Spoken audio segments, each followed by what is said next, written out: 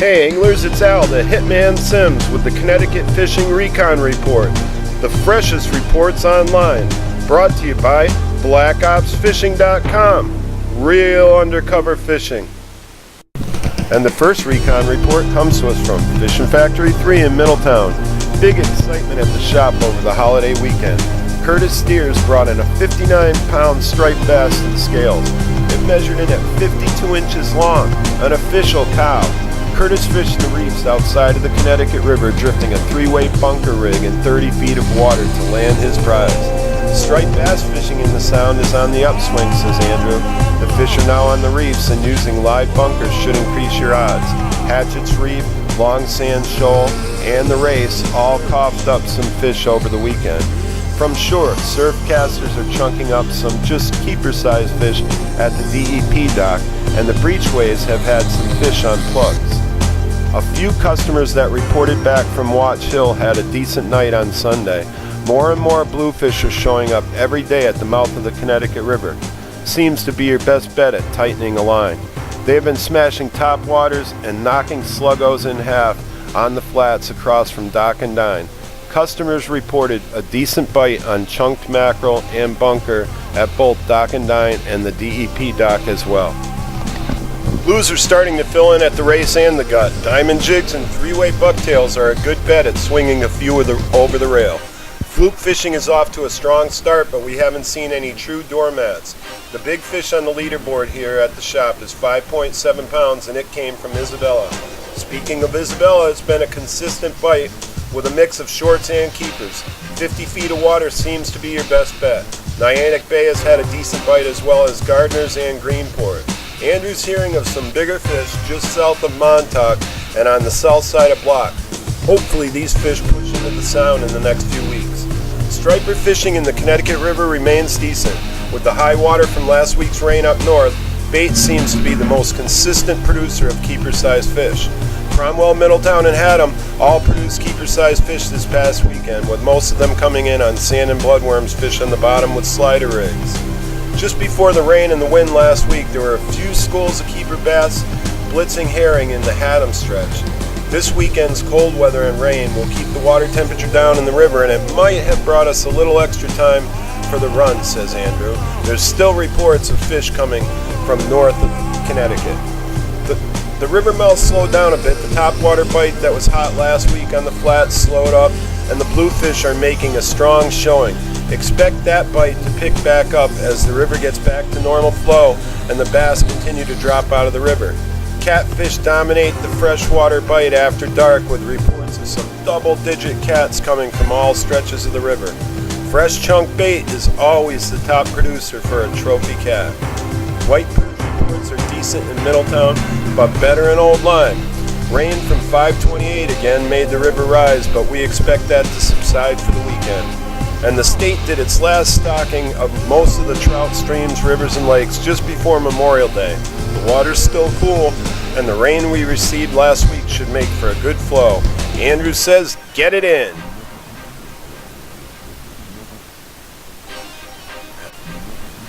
And the next recon report comes to us from Hilliers Tackle in Waterford. It looks like the start off to a really great season. Porgies are now in. Fishing is fair to decent for those, but expect that to change soon as the water warms. Bass fishing has been decent as well. Weather's played a part in that, but size and number-wise, in the Race, it's been pretty good, with a few showing in at the local reefs like Hatchett's and Bartlett's.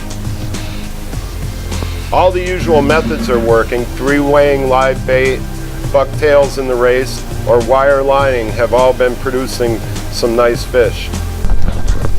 Bluefish, they're around, but not in huge numbers yet.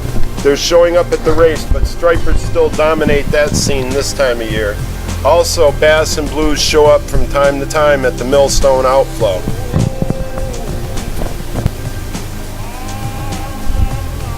It could change, but we're still looking at a really good year for fluking so far. It's off to a great start and still getting better, with good numbers of keeper-sized fish coming into the shop daily.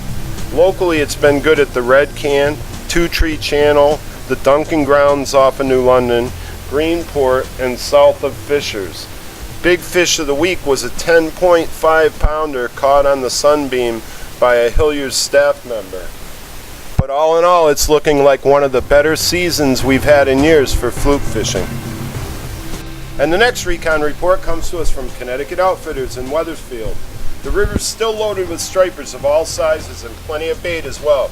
The Sharpies are using muddy water lure colors, with bubblegum being the color of choice, while bait guys are scoring best on blood and sandworms and chunked herring or small whole ones. Pike fishing's been very spotty all season, and the high waters have made them even harder to find. Salmon River Cove and the Old Yankee outflow have given up some smaller fish though. Shad have been in for a couple of weeks now. Fishing's been fair to good depending on the river flow. A good place to try would be Bart's on the Farmington River. Trout and salmon. Trout fishing is good to excellent on all the local stocked rivers and streams. The DEP completed its last major trout stocking just before Memorial Day weekend, and inclement weather has left a good majority of these fish for the taking.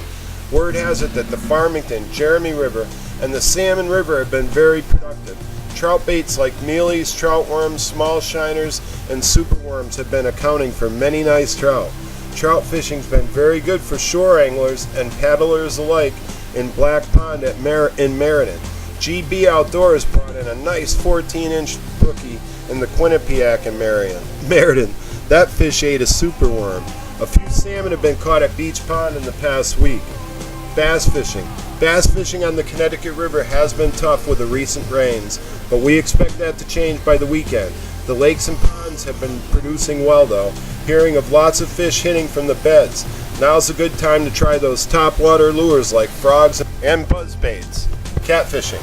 Catfishing has been good in the river and Wethersfield Cove. Carp fishing is very good on the river when fishable, and places like Batterson Park Pond. Some carp are still spawning and most are in the shallows. The marine report. Stripers. Striped bass have hit the local reefs. Lately guys have been scoring in the race as well. Blues are in the mouth of the river and starting to invade the reefs and the race. Porgies. Party boats are doing well on porgy trips that have been reported. Blackfish and sea bass are still closed, and fluke is off to a great start this season. We've had several reports of keepers from the Niantic area, Isabella Island and south of Block Island. Captain Blaine from the shop landed some doormats over 30 inches from the ladder. And the next recon report comes to us from the Fish Connection in Preston. Captain Jack tells us that on the freshwater scene, trout is holding up very well due to the recent stocking of fish and the recent rains. The best news at the shop has been the really good fishing on the Thames. The Thames is full of bunker. There's a few bluefish around and plenty of stripers showing. Most anglers are snagging and live lining fresh bunker from boat or shore. Stripers in the race are doing well. Diamond jigs when the tide is slower and three-way bucktails when the tide is moving. Watch Hill is pretty dismal lately from Captain Jack's first-hand experience. Fluken remains steady though. The Mystic River's good, as well as the mouth of the Thames, the south of Fishers. Jack said there's a lot more keepers versus shorts this year. This has been Al the Hitman Sims from BlackOpsFishing.com with the Connecticut Fishing Recon Report. Until next week, keep off my bass.